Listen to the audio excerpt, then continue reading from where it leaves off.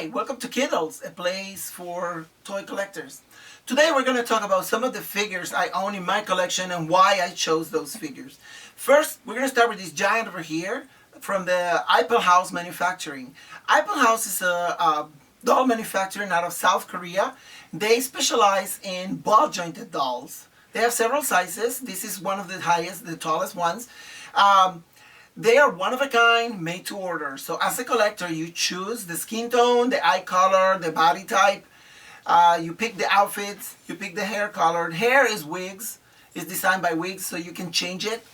They also have a full array of products. It's almost like a department store where you can go pick whatever outfits you want for your doll. So you can make it medieval, like I went with, or you can change it to a more modern look if you choose to.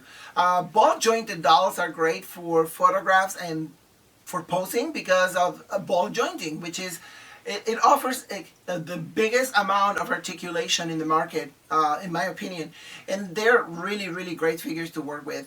When you acquire one of these, you must be very careful. They're made of resin, so their skin tends to yellow over time when not exposed to light. But when you expose them to light constantly, it'll accelerate the process. So that's one suggestion I have. Next on the list, I have my Hot Toys Superman from Justice League and Hot Toys Black Spider-Man. Hot Toys is another great manufacturer out of Hong Kong. They have a lot of licensing for a lot of movies and fantasy characters. I like them because, again, they have great possibility. They have a lot of articulation available to them. They also have the likeness of the actors because of the licensing. They can afford to do that. They represent the characters with movie accuracy to the best that I've seen so far in the market. Not as expensive as an Apple House doll, but quite a little bit pricey. So these are, again, not children's toys. These are for kidults like us. Next on the line, I have $6 Million Man Bionic Woman original from 1970s.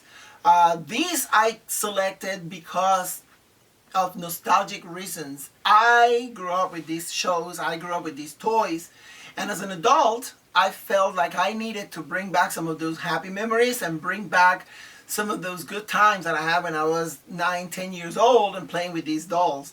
So they're part of my collection. They're very delicate over years, over the time. You know, their articulation is not great. They need stands because they can no longer stand on their own. Their articulation gets a little loose, but and it's hard to find complete ones or in great condition. So you're locked out. So antique shopping is a great thing. I also collect some spaceships. As you can see here, I have the movie version, the latest movie version of the USS Enterprise. Anything science fiction or fantasy related, I gravitate towards. I'm very attracted to that kind of genre. And so spaceships, I collected a whole bunch of Star Trek pieces from the early 90s. And I do have a big Micro Machine collection also. In the Star Trek room I have dedicated, which is funny enough, is my personal bathroom is completely dedicated to Star Trek, except for one small shelf that has a few Star Wars Micro Machines. So, hardcore fans are probably going to be a little offended, but hey, it's alternate universes is what we call it in the sci-fi genre. One more thing I should mention before we go is I like to do road trips. When I go on road trips, my favorite part of a road trip is to find small little antique shops along the way. And sometimes you go, you browse, you find a gem. Like, for example, this 1960s Ken doll vinyl carrying case. Found it in an antique shop. And usually you find the cases by themselves. This one is in pretty good shape. But better yet, when you open it, it came with a full 1959 Ken doll with some outfits and accessories. Rare find, great price.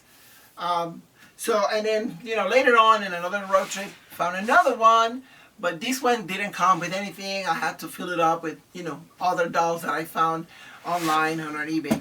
So that is it for today, my kiddo friends. I just wanted to give you a quick glimpse at some of my items and why I choose to collect or go the route that I choose to go. Collecting is a very personal thing. Is very subjective. So each collector has their own way of picking what items work for them and how they display them. Personally, I like to display my dolls behind glass, protect them from dust and keep them smelling new. It's like that brand new car smell, but with dolls. So that's it for today, my friends. So until the next time, stay kids.